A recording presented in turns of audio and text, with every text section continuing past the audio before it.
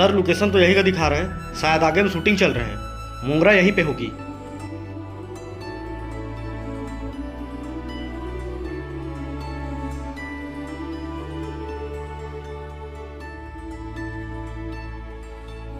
Excuse me madam, हम लोग दिल्ली जा रहे थे रिकॉर्डिंग के लिए, श्याम म्यूजिक प्रोडक्शन की ओर से। आपको लेने आए थे। आप मोंगरा हो ना?